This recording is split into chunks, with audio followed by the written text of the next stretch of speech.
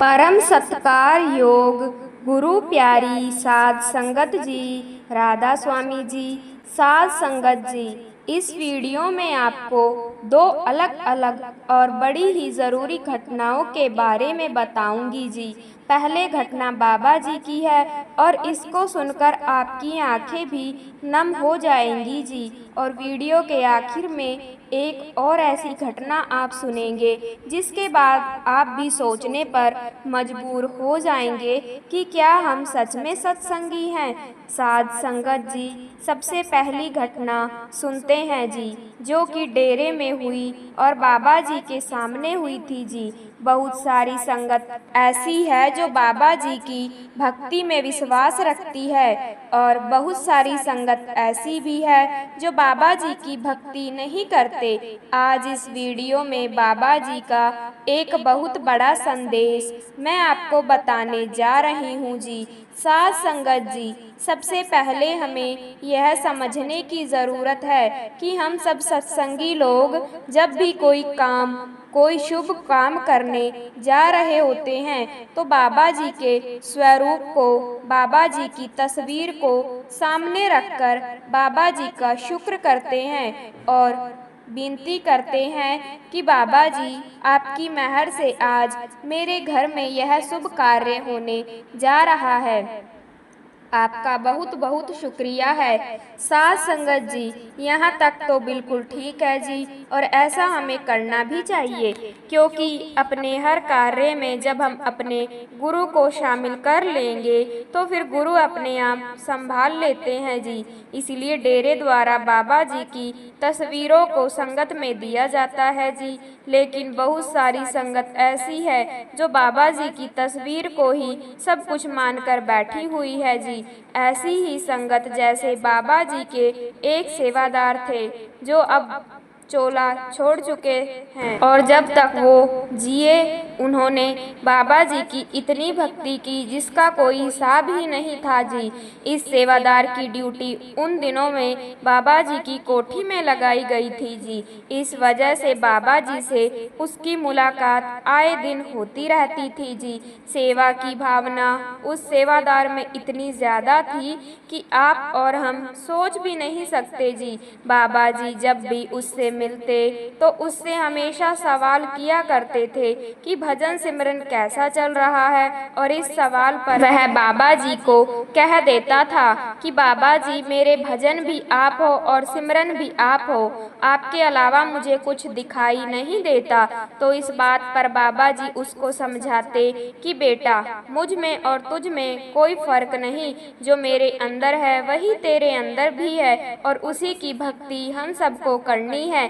लेकिन सेवादार बाबा जी की इस बात को हमेशा हंसी में टाल देता था। सेवादार हर रोज सुबह और शाम को बाबा जी की तस्वीर के आगे हाथ जोड़कर बैठकर बिल्कुल ऐसे ही भक्ति किया करता था जैसे लोग अक्सर मंदिर में या अपने घरों में भगवान की मूर्ति के आगे बैठकर करते हैं।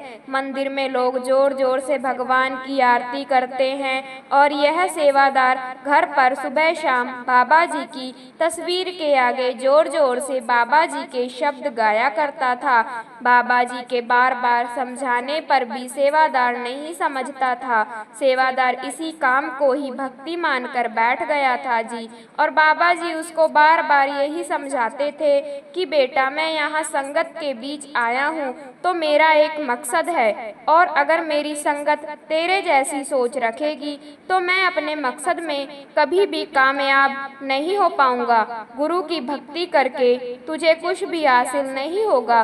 गुरु यहाँ अपनी तारीफ करवाने या अपने शरीर की भक्ति करवाने नहीं आते। गुरु जब संसार में आते हैं तो एक बड़ी जिम्मेदारी उनके कंधों पर होती है, और गुरु अपनी इतनी बड़ी जिम्मेदारी को तभी पूरा कर सकते हैं अगर संगत उनका साथ देगी, नहीं तो संगत के साथ के बिना गुरु कुछ नहीं कर पाएगा। तो सेवादार बाबा जी की इस बात को सुनकर कहने लगा कि बाबा जी आप हुक्म कीजिए, आपको मुझसे जैसा भी साथ चाहिए मैं देने को तैयार हूँ। यह जीवन मैंने आप ही के नाम तो कर रखा है, अगर आप कहीं से छलांग लगाने को भी कहोगे तो भी मैं एक सवाल नहीं करूँगा और कूद जाऊँगा। बाबा जी सेवादार की बातों को सुनकर मुस्कुरा पड़े और कहने लगे कि तू मेरी एक छोटी सी बात तो मानता नहीं और बातें कहीं से भी छलांग लगाने की करता है। तो इस पर सेवादार कहने लगा कि बाबा जी मैं भक्ति करता तो हूँ, सेवा भी करता हूँ और सुबह शाम भक्ति भी करता हूँ। तो बाबा जी समझाने लगे कि बेटा अगर ऐसी भक्ति करनी थी तो नामदान लेने की क्या जरूरत थी, यह भक्ति तो बिना नामदान के भी हो सकती है, बाकी आगे तेरी मर्जी। गुरु का काम होता है संगत को सही राह दिखाना। अब अगर संगत चलना ही ना चाहे तो इसमें गुरु क्या करेगा। यह कहकर बाबा जी वहां से चले गए और ऐसे ही इस सेवादार को डेरे में सेवा करते करते बहुत साल बीत गए। यह कई साल तक बाबा जी की भक्ति करता रहा और अब सेवादार बूढ़ा हो चुका था और बूढ़े होने की वजह से सेवादार का शरीर उतनी सेवा नहीं कर पाता था जितनी यह जवानी में समय में किया करता था। एक बार सेवादार लंगर घर में दाल बनाने की सेवा कर रहा था तो वहां बाबा जी आ गए और बाबा जी ने सभी सेवादारों को दर्शन दिए और बाबा जी की नजर अब इस सेवादार पर पड़ी तो बाबा जी ने इसको अपने पास बुलाया और बाबा जी पूछने लगे कि बेटा इतने साल तूने मेहनत की, मेरी संगत की सेवा की, अब तो तेरे खजाने में बहुत कमाई इकट्ठी हो गई होगी। तो सेवादार कहने लगा कि बाबा जी मैं आपकी बात को समझ नहीं पाया। बाबा जी ने समझाया कि बेटा तू शुरू से एक सत्संगी रहा है और सेवा भी बहुत की है, भक्ति भी बहुत की है, लेकिन मैं देख पा रहा हूँ कि तेरा रूहानी खजाना एकदम खाली पड़ा है, तेरी तिजोरी में कुछ भी नहीं है। यह सुनकर सेवादार थोड़ा घबरा गया और कहने लगा कि बाबा जी मैंने पूरा जीवन डेरे में सेवा की तो क्या मुझे उस सेवा के बदले थोड़ी सी भी रूहानी कमाई नहीं मिलेगी। बाबा जी ने समझाया कि बेटा बाहरी सेवा और बाहर मुखी साधनों की भक्ति से अगर रूहानी दौलत इकट्ठा होने लगती तो इससे आसान रास्ता तो कोई दूसरा है ही नहीं। फिर तो मैं अपनी संगत को यही समझाता कि आप सब मेरी और मेरी तस्वीर की भक्ति करो और डेरे में आकर सेवा करो, तुम्हारा बेड़ा पार हो जाएगा। लेकिन क्या मैंने कभी संगत को ऐसा संदेश दिया है जिसमें यह कहा गया हो कि संगत मेरी भक्ति करे। तो सेवादार कहने लगे कि बाबा जी आपने ऐसा कभी नहीं कहा। बाबा जी कहने लगे कि बेटा सत्संगी बनना तो बड़ा आसान है, लेकिन सत्संग में बराबर क्या समझाया जाता है उसको अमल में लाना इतना आसान नहीं है, उसके लिए बहुत मेहनत लगती है और हम सब आसान रास्ता अपना लेते हैं। तूने सारी उम्र मेरी भक्ति में निकाल दी और अब आखिर समय में तेरे पास कुछ भी नहीं है, तेरा खजाना बिल्कुल खाली है। सेवादार की आंखों से आंसू बहने लगे और सेवादार कहने लगा कि बाबा जी मुझसे बहुत बड़ी गलती हो गई है जो मैंने आपके बार बार समझाने पर भी आपकी बात नहीं मानी, लेकिन अब आगे मेरे पास जितना भी समय है मैं भजन सिमरन में लगाऊंगा। तो बाबा जी कहने लगे कि बेटा अब तो तेरे पास सिर्फ 15 दिन का समय है, इन 15 दिनों में ही करना है जो करना है। यह सुनकर सेवादार थोड़ा घबरा गया और कहने लगा कि बाबा जी आप अपनी कृपा करना, मुझे ताकत बख्शना कि मैं अपने आखिरी 15 दिनों में वह दौलत हासिल कर सकूं जिसको पाने के लिए मुझे इंसानी जामा मिला था। बाबा जी ने कहा कि बेटा कोशिश करने वालों के साथ मालिक हमेशा होता है। यह कहकर बाबा जी वहां से चले गए और सेवादार ने अगले 15 दिन अपने आप को एक कमरे में बंद कर लिया और अपने घर वालों को कह दिया कि 15 दिन तक कोई भी मेरे कमरे में नहीं आएगा। बाबा जी मुझे 16वें दिन लेने आ रहे हैं और 16वें दिन में अपने आप ही नहाकर नए कपड़े पहन लूंगा, आप लोग ऐसे ही मुझे आग दे देना। यह कहकर सेवादार ने अपने आप को 15 दिन तक कमरे में बंद कर दिया। इन 15 दिनों में सेवादार को ना सोने की सूध थी और ना खाने पीने की। घर वाले दरवाजे के बाहर से ही सेवादार के लिए खाना और पानी रख देते थे। सेवादार ने इन 15 दिनों में इतनी मेहनत की और बाबा जी की ऐसी कृपा हुई कि सेवादार के अंदर सब कुछ प्रकट हो गया। और बड़े प्रेम से 16वें दिन बाबा जी सेवादार को अपने साथ ले गए। जब घर वालों ने 16वें दिन सेवादार के कमरे का दरवाज़ा खोला तो सेवादार नए कपड़े पहने हुए थे और उनके चेहरे पर एक मुस्कान थी। परिवार वालों ने उसी कंडीशन में ही सेवादार की आखिरी रस्में पूरी कर दी जैसा सेवादार ने कहा था। साध संगत जी, जो लोग बाबा जी की भक्ति करके मन को तसल्ली दिए बैठे हैं कि अब तो हमें सब कुछ हासिल हो जाएगा और हमारी रूहानी तरक्की हो जाएगी, तो वह सब भी इस सेवादार की तरह गति कर रहे हैं। आखिर में इस सेवादार की तरह पछताने से अच्छा है आज ही संभल जाएं और बाबा जी की बातों को अमल में लाएं। साथ संगत जी, अब मैं आपको भंडारे पर डेरे में हुई एक घटना के बारे में बताती हूँ जी। कहने को तो हम सब सत्संगी है, लेकिन क्या अपने नाम के साथ सत्संगी जोड़ लेना ही बहुत होता है? सत्संगी बनने के लिए बहुत कुछ त्याग करने पड़ते हैं। क्रोध, मोह, लोभ, अहंकार जैसी बुरी चीजों को त्यागना पड़ता है। भंडारे पर 2 परिवार इसलिए आपस में लड़ पड़े क्योंकि दोनों परिवार के अंदर अहंकार भर पड़ा था और बात छोटी सी थी लेकिन इतना बड़ा रूप ले गई क्योंकि दोनों ही गुस्से वाले थे।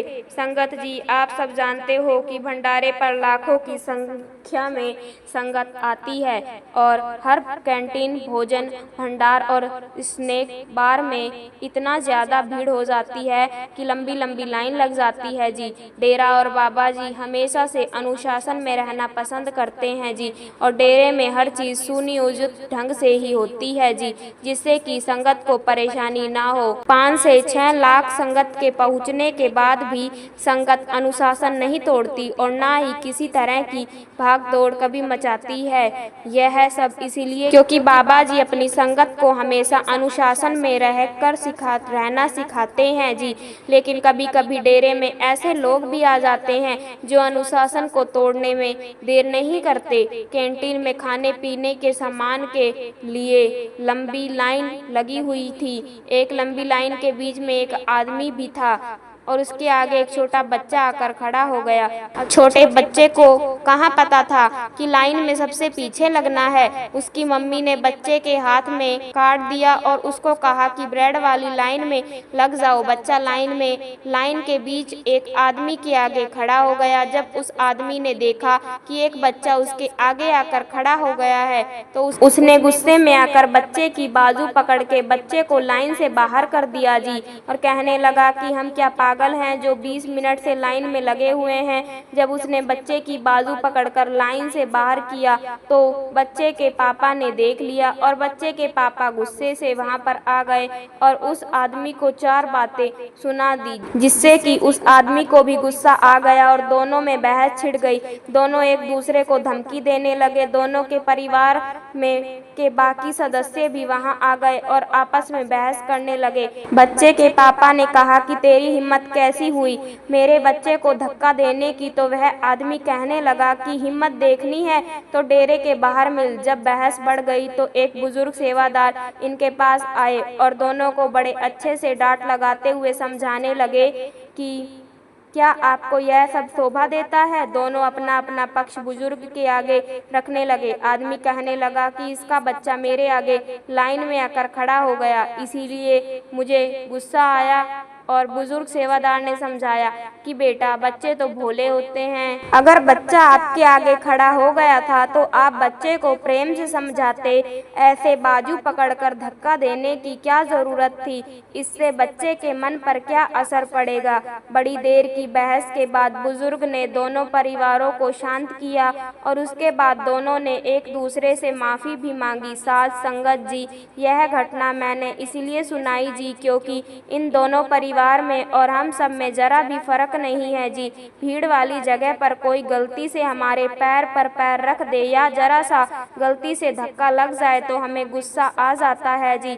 हम सोच कर देखें कि क्या हम सच में सत्संगी बन गए हैं या सिर्फ दुनिया को दिखाने के लिए हम लोग सत्संगी हैं। असल सत्संगी वही है जिसके मन में 5 विकार काम क्रोध लोभ मोह अहंकार जड़ से निकल चुके हैं। और हमें भी कोशिश करनी है कि हम अपने मन के बुरे विकारों को निकालकर बाहर फेंकते और बाबा जी के उसूलों पर चले। साध संगत जी, बाबा जी अक्सर अपनी संगत को समझाते हैं कि हमें कभी भी किसी की बुराई नहीं करनी चाहिए, किसी की निंदा नहीं करनी चाहिए और ना ही किसी के लिए अपने मन में ईर्ष्या रखनी है। बाबा जी अपनी संगत को ऐसा क्यों समझाते हैं, इसका जवाब आपको बाबा जी की इस साखी में मिल जाएगा जी। जब आप बाबा जी की इस साखी को पूरा सुन लेंगे तो यकीन मानिए आप जीवन में कभी किसी की बुराई या निंदा जानबूझकर तो क्या जाने अनजाने में भी नहीं करोगे।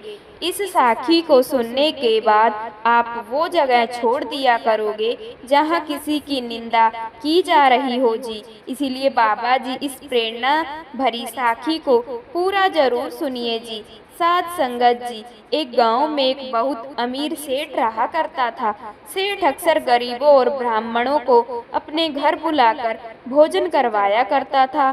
सेठ का मानना था कि वो अपनी कमाई का 10वां हिस्सा दूसरों की भलाई के काम में लगाया करेगा और ऐसा वह सालों से करता भी आ रहा था। मालिक की मौज से उसके पास सब कुछ था और उसका कारोबार भी बहुत अच्छा चल रहा था। एक बार सेठ के पिता की बरसी आई तो सेठ ने 11 पंडितों को अपने घर आने का न्योता भिजवाया और सेठ ने अपने रसोइयों को कहकर पंडितों के लिए बहुत सारे अच्छे अच्छे पकवान बनवाए और सेठ और सेठानी ने सभी पंडितों को बड़े प्रेम से अपने हाथों से खाना परोसा। सभी पंडितों ने पेट भरकर खाना खाया और उसके बाद सेठ और सेठानी रसोई में से पंडितों के लिए स्पेशल बनाई गई खीर लेकर आए। पंडितों ने बड़े शौक से खीर खाई और अब जो होने वाला था वह सबके होश उड़ाने वाला था। पंडितों ने जैसे ही खीर खाई एक एक करके सभी पंडित मारे गए। यह देखकर सेठ सेठानी घबरा गए और वह दौड़कर अंदर रसोई में गए और रसोइये पर शक करते हुए पूछा तो रसोइये ने कहा कि जी मैंने खाने में कुछ नहीं मिलाया।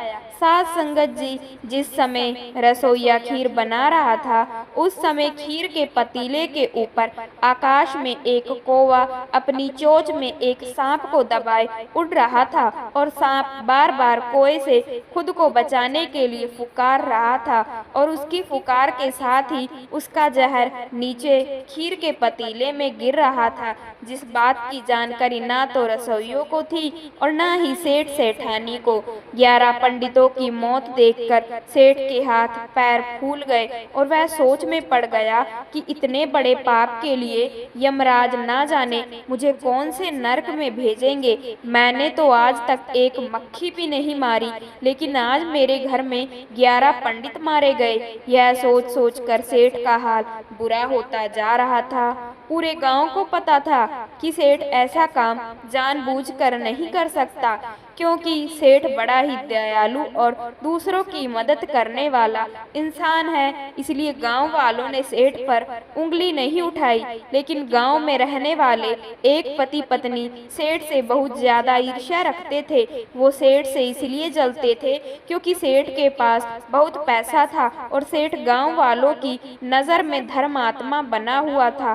साध संगत जी, ऐसे ही एक एक करके दिन बीतने लगे, लेकिन सेठ अपने मन से इस घटना को भुला ही नहीं पा रहा था।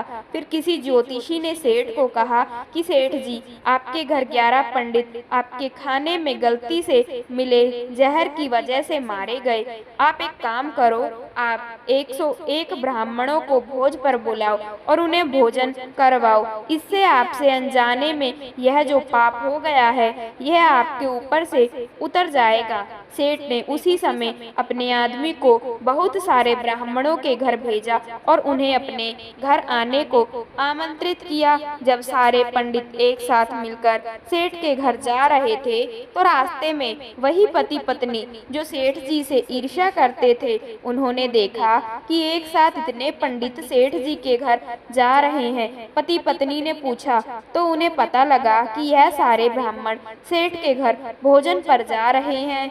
तो पति पत्नी एकदम से कहने लगे कि क्या आपको अपनी जिंदगी प्यारी नहीं है?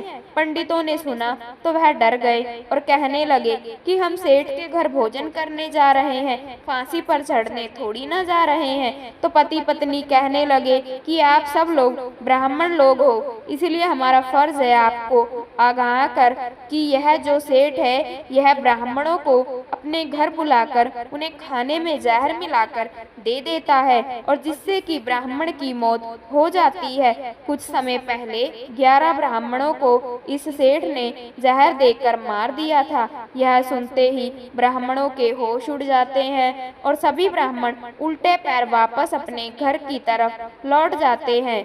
जब ब्राह्मण वापस लौटने लगते हैं तो पति पत्नी को बड़ी ही खुशी मिलती है। इधर सेठ ब्राह्मणों का इंतजार कर रहा होता है, लेकिन बहुत देर तक जब ब्राह्मण नहीं आते तो सेठ इतने सारे खाने को गांव वालों में बंटवा देता है। लेकिन सेठ के मन में 11 ब्राह्मणों की मौत वाली बात घेरा कर जाती है। उसको लगने लगता है कि ब्राह्मणों ने उसका निमंत्रण अस्वीकार कर दिया है, जिस वजह से सेठ बड़ा ही परेशान हो जाता है। उसके मन में वह पाप निकल ही नहीं पाता और अब 101 ब्राह्मणों के निमंत्रण स्वीकार करने वाली बात से वह और भी दुखी हो जाता है।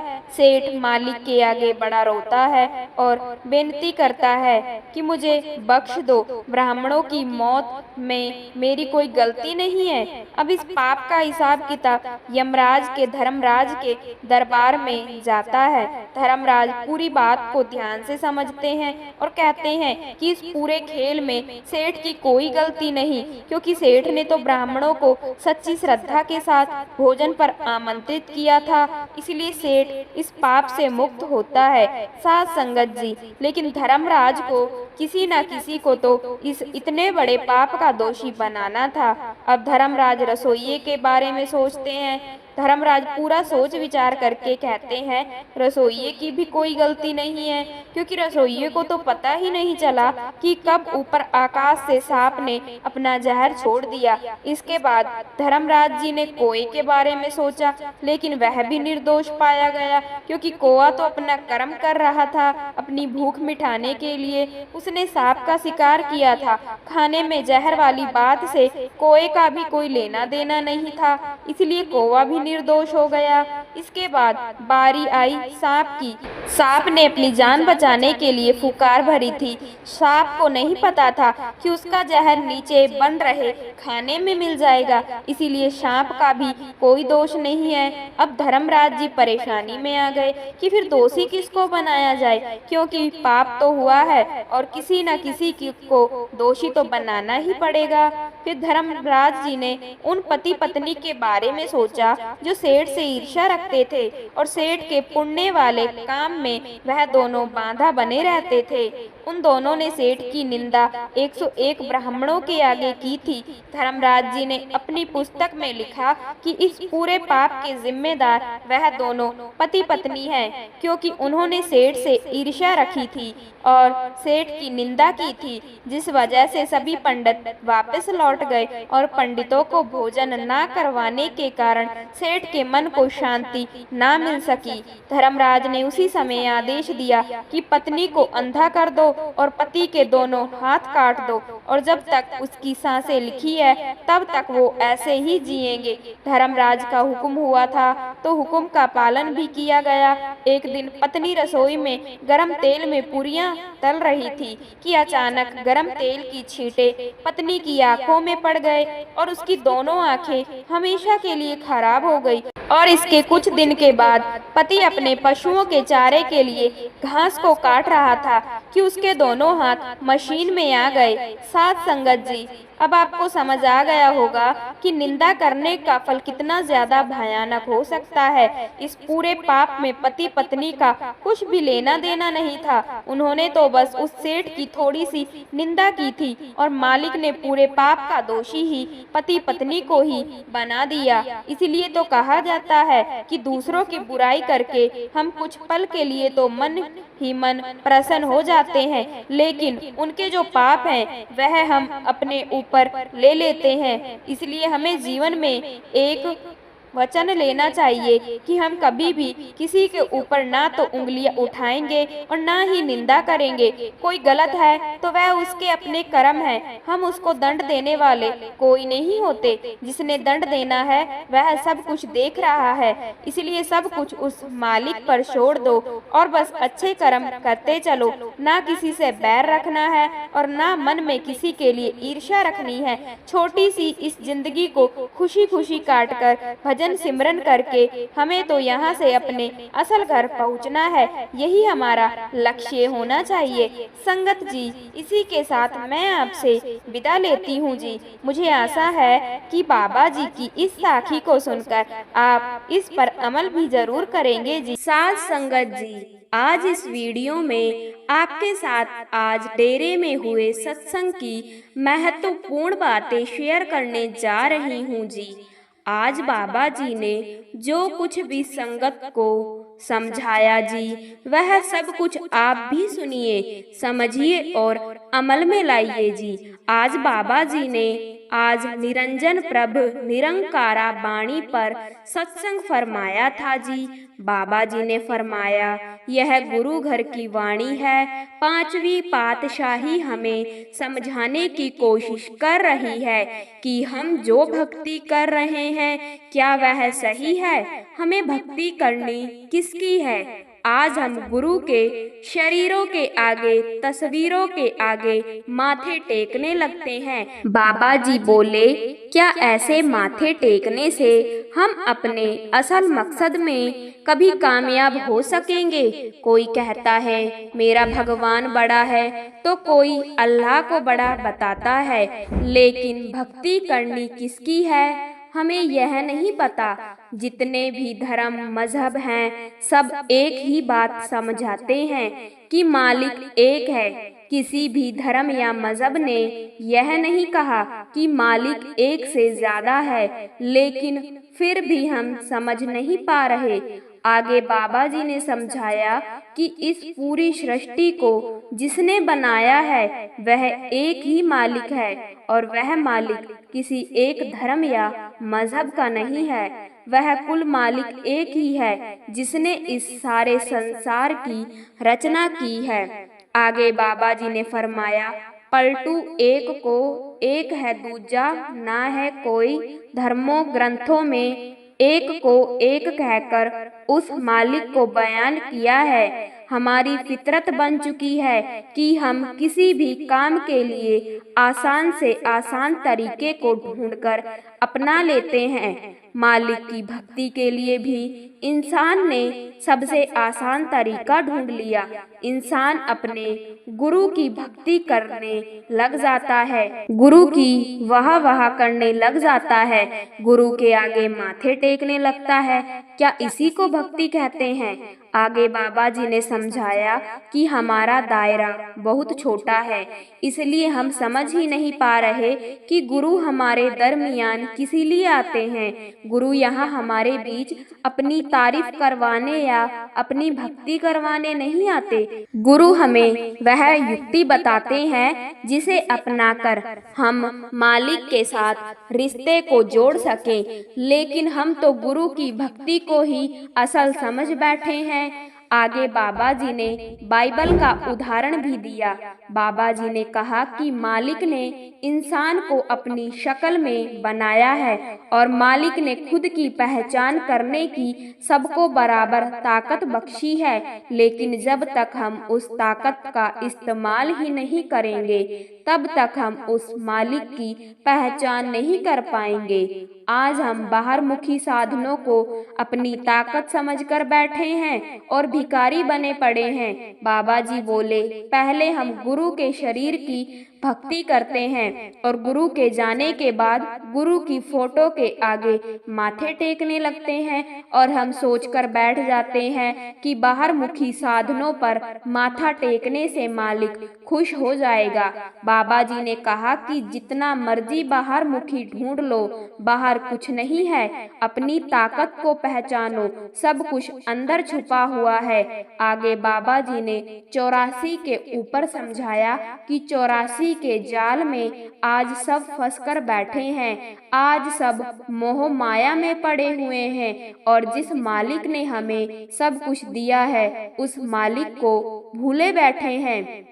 बाबा जी बोले, यह इंसानी जामा फिर पता नहीं दोबारा कब मिलेगा। एक जूनी में अगर 1 साल भी काटना पड़े तो सोचो दोबारा कितने लाख सालों के बाद मालिक हमें फिर से यह मौका देगा और हम मोह माया में पड़कर अपने असल को भूले बैठे हैं। हम बाहरी जिम्मेदारियों के लिए मालिक के प्रति जिम्मेदारी को भूले बैठे हैं। बाबा जी बोले, जब हम मालिक की जिम्मेदारी को निभाना शुरू कर देंगे तो बाहरी जिम्मेदारियों अपने आप पूरी होती जाएगी। आगे बाबा जी ने धर्मों मजहब के भेदभाव को समझाते हुए फरमाया कि मजहब नहीं सिखाता आपस में बैर रखना। बाबा जी बोले, मजहब जब बने थे तो उनकी नींव प्रेम के आधार पर रखी गई थी और आज मजहब के नाम पर एक दूसरे के दुश्मन बने पड़े हैं। आगे बाबा जी ने उदाहरण देते हुए समझाया कि यह तो इंसान की फितरत है कि इंसान सब कुछ बांटने लगता है और बंटवारे में खुशी ढूंढता है। जब छोटे थे तब खिलौनों कपड़ों को बांट लिया, जब बड़े होते हैं तो जमीन जायदाद कारोबार को बांट लेते हैं, फिर अपने आप को देशों में बांट लेते हैं, फिर धर्म बना दिए, खुद को धर्मों में बांट लिया और जिस एक ने इस सृष्टि की रचना की है उस मालिक को भी नहीं बख्शा, मालिक को भी बांट लिया। कोई कहता है गॉड बड़ा है तो किसी ने भगवान को बड़ा बता दिया। बाबा जी ने समझाया कि सबके अपने अपने तरीके हैं, लेकिन मकसद सभी का एक ही है, अपने अंदर उस मालिक को पाना। बाबा जी बोले, एक पिता एकस के हम वारिस, वो मालिक एक ही है और हम सब उस एक मालिक के बच्चे हैं। बाबा जी ने कहा कि अब सवाल यह आया कि जब मालिक एक है तो उसको पाने के तरीके अलग क्यों हैं। बाबा जी ने समझाया कि अलग अलग समय पर दुनिया में महापुरुष आए और सबने एक अच्छा माहौल बनाने के लिए अपने अपने हिसाब से हमें समझाया है, लेकिन क्या कोई ऐसा धर्म है जो कहता हो कि मालिक 2 है या 3 है। सबका कहना है कि मालिक एक ही है। आज सब किसी न किसी मत से, किसी न किसी सभ्यता से जुड़े हुए हैं और हर सभ्यता की, हर मत की अपनी अपनी सोच है। तो हमारी जरूरत को समझते हुए और हमारी कमजोरियों को देखते हुए आप जी ने हमें बाहरमुखी साधनों के बारे में समझाया और आज हम जो भेदभाव रखते हैं वह इन्हीं बाहरमुखी साधनों में ही करते हैं। हर धर्म अपने तरीके को उत्तम बताता है और सब समझने लगे कि हर धर्म का भक्ति करने का तरीका अलग है। आखिर में बाबा जी ने संगत को समझाया कि नाम की कमाई कर लो, भजन सिमरन कर लिए, टाइम निकालो।